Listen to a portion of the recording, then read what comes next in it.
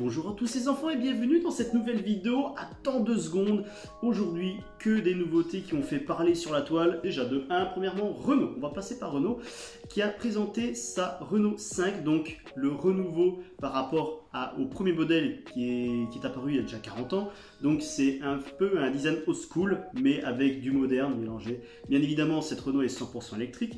On a un design super craquant là-dessus. Franchement, je pense qu'elle peut plaire à de nombreuses personnes déjà fans de la Renault 5 de l'époque. Donc, bonne nouvelle pour les designers Renault et bonne nouvelle aussi, je pense, pour les ventes, car déjà, de 1, cette Renault sera du coup construite ici en Europe, même en France. Donc, elle a le droit au bonus écologique, donc de 6-7 000 euros. Et aussi à l'intérieur, qui change énormément et qui reprend également les codes stylistiques de la Renault de l'époque. Un design très horizontal, très structuré. Il y a des petits points qui font remonter dans le temps, un peu comme une Madeleine de Proust.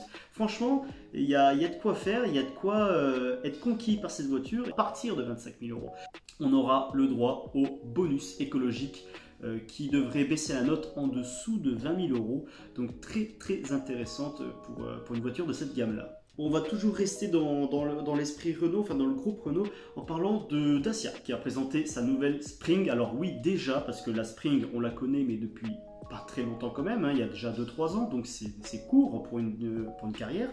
Donc là, c'est soit une nouvelle génération, soit un énorme restylage, parce que vous allez voir que, ok, le devant et l'arrière changent vraiment, mais le côté reste à peu près identique à celle qu'on connaît. Pour le devant, on est sur les nouveaux designs de chez Dacia, donc très horizontal, très brut de design. Ça fait assez costaud visuellement, avec par exemple un énorme pare-choc, des feux vraiment dessinés à la règle, très carrés, très rectangle du coup, avec une signature lumineuse en forme de T et aussi un léger bandeau qui rejoint les deux feux avec le nouveau sigle Dacia. Donc c'est plutôt pas mal, ça modernise sans que ça soit un effet waouh, d'accord. Pour l'arrière, eh ben, ça change également, des nouveaux blocs optiques, une nouvelle signature lumineuse, un nouveau pare-choc. C'est un extérieur qui devient très personnalisable, d'accord, parce qu'on peut choisir par exemple les motifs du pare-choc. Par exemple là sur le modèle présenté, on est plutôt sur un motif de plan de ville, parce que c'est une citadine forcément.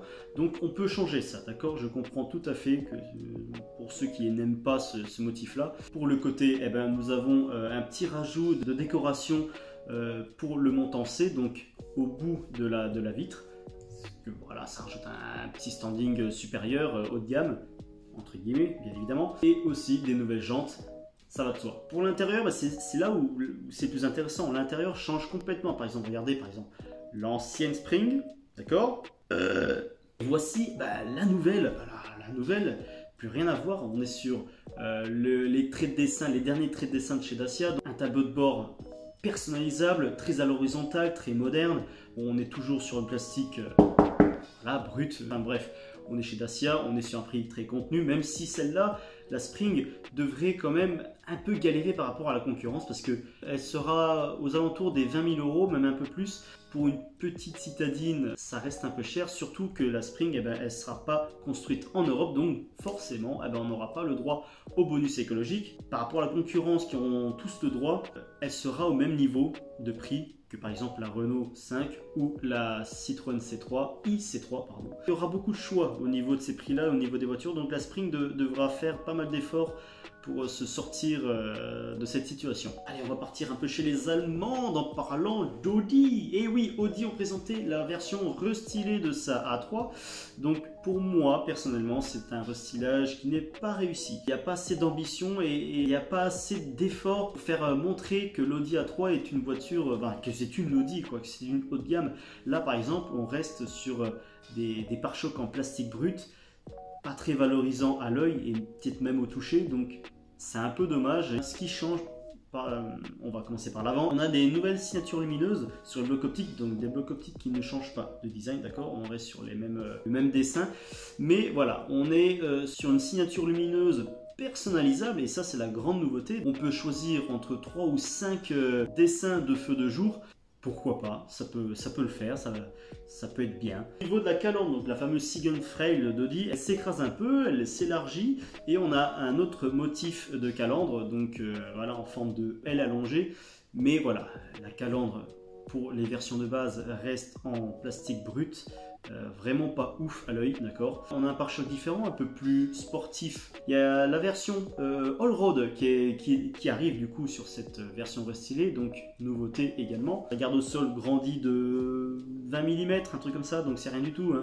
Mais voilà, on gagne un peu en prestance, on gagne aussi en plastique brut, par exemple sur les passages de roues, comme si ça suffisait pas. L'arrière, pas grand chose qui change également. On a une nouvelle signature lumineuse sur des blocs optiques qui restent identiques. On a un nouveau pare-choc, un peu plus agressif, mais toujours avec une qualité des matériaux moyen, quoi. Sur le côté, il y a quasiment rien qui change, bien évidemment.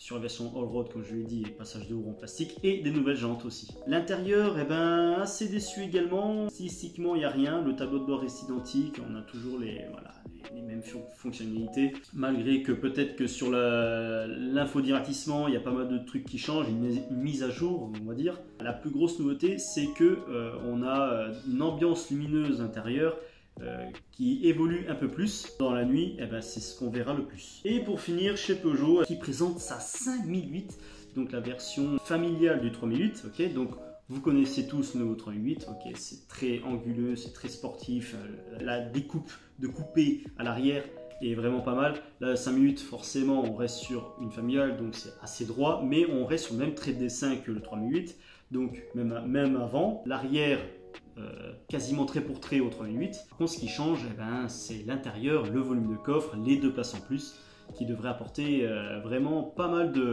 d'espace, sachant déjà que la voiture grandit, hein, d'accord. On est sur 4,79 m de long, pour un 5008, ça commence à faire pas mal. Au niveau des chiffres du coffre et tout, ben, je vais vous mettre là de suite, voilà, je les ai pas en tête, j'ai pas préparé ma vidéo, c'est tout, voilà. Et voilà, c'était tout pour cet épisode de Attends 2 secondes, j'espère que vous avez aimé.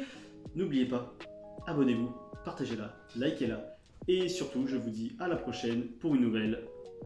Ciao. J'ai mis Joeka, je devrais faire mon truc vraiment.